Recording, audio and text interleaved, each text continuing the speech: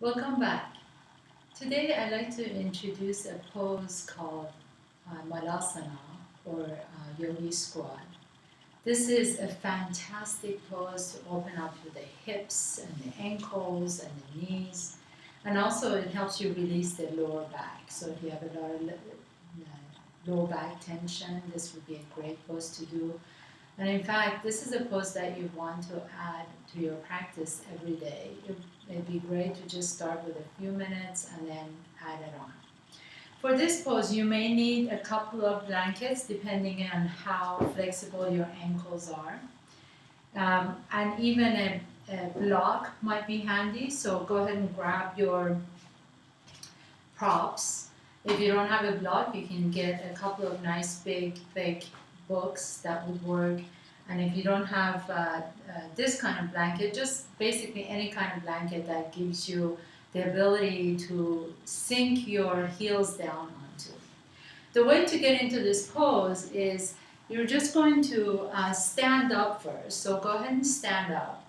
And then from a standing position, it would be easier to gently begin to bend your knees and lean back a little bit so the weight is on your heels instead of your toes. And then gently come down as far as you can. If you find that your heels are way off the ground like this, go ahead and put your heels on a blanket.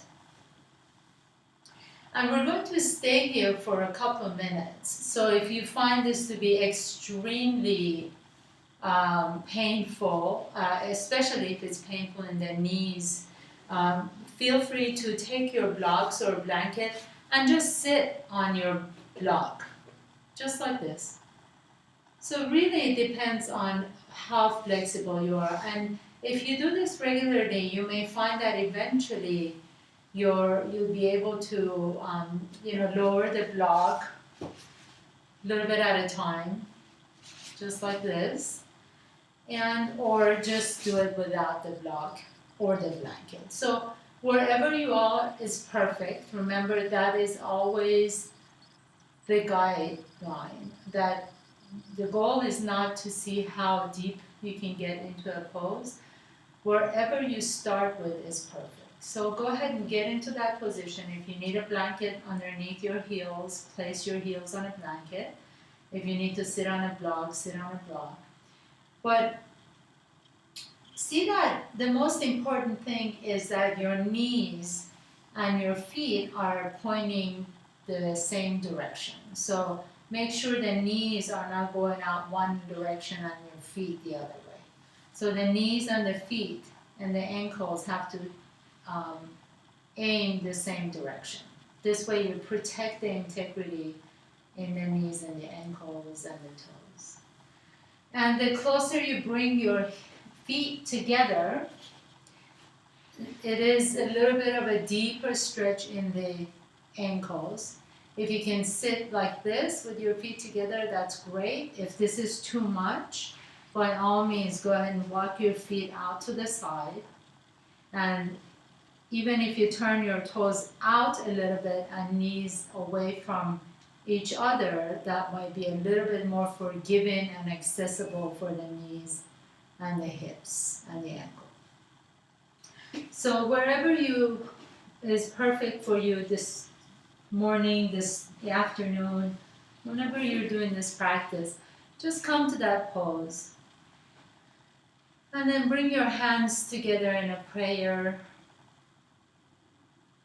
And see if you can close your eyes. You want to be at a position where you can relax. So you're not fearful of anything. You're not worried that you're going to fall out of a pose or hurt anything. You just want to be able to feel this pose and relax into the pose. And as you close your eyes, draw your chin towards your chest a little bit. So the back of the neck becomes long. You may immediately feel a nice release in the lower back, a nice stretch in the lower back.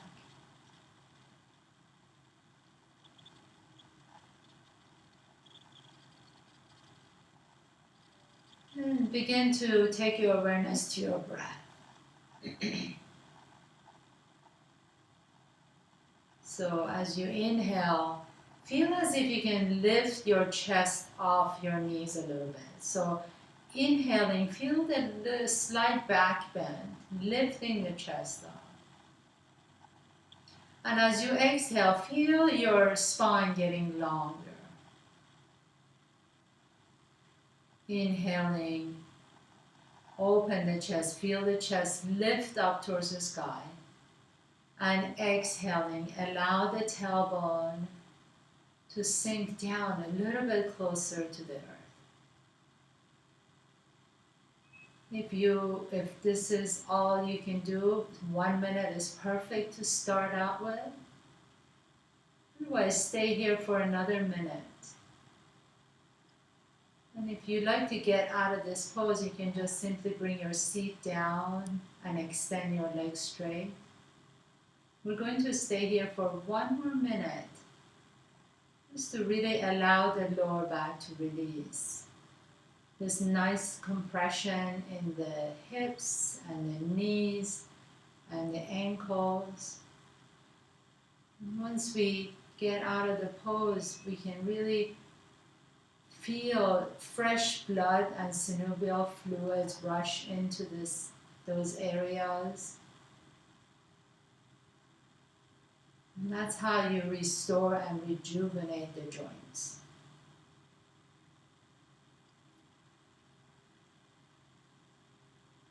So inhaling and exhaling. One more inhalation.